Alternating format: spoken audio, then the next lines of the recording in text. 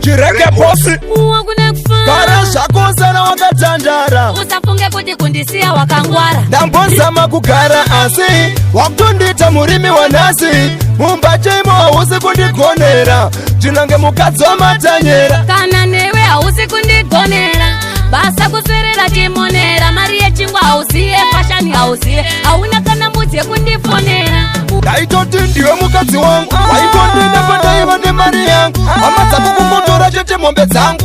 Takusvika uye uchagara panze Wainditorera futi mari yemashozi angu Ndakuda mari yangu nditenge tunhu twangu Uyotore tumombe twako turiko kudanga kwangu Kugara mutoilet inonda kuvota pangu Ndambozama kugara asi Wakundita murimi wanasi Mumbache imo hausi kundigonera Chinange mukadzo matanyera Kana newe hausi kundigonera Basa kuserera chimonera Mari yechingwa hausiye Fashani hausiye Hauna kana mbuzi kundifonera Saira iroro rechitsaka One day cheto chanditsvaga Unondibate kunge imba Chondirarisa kuseri Chandifunga ndenda nenyika satoki Chimbondona kunge boki Usazoimba chidzoka saroki Chimbondiona kunge toki Paunondiita hosi Vamwe vanotondita chibhengi bosi Ndambozama kugara asi Wakundita murimi wanasi Mumbache imo hausi kundigonera Chinange mukadzo matanyera Kana newe hausi kundigonera Basa kuserera chimonera Mari yechingwa hausiye Fashani hausiye Hauna kana mbuzi kundifonera Daitoti ndiwe mukadzi wangu Waitondina pandaiva nemari yangu Amadzaku kumotora chete mombe dzangu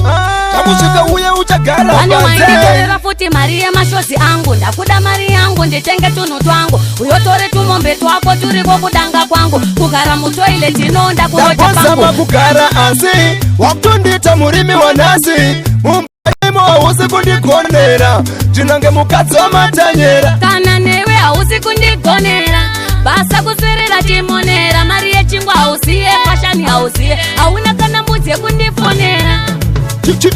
Saira iroro rechitsaka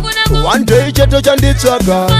Unondibate kunge imba Chondirarisa kuseri Chandifunga ndenda kwemba nenyika satoki Chimbondona kunge boki Usazoimba chidzoka saroki Chimbondiona kunge toki Paunondiita hosi Vamwe vanotondita chibhengi bosi Wangu naku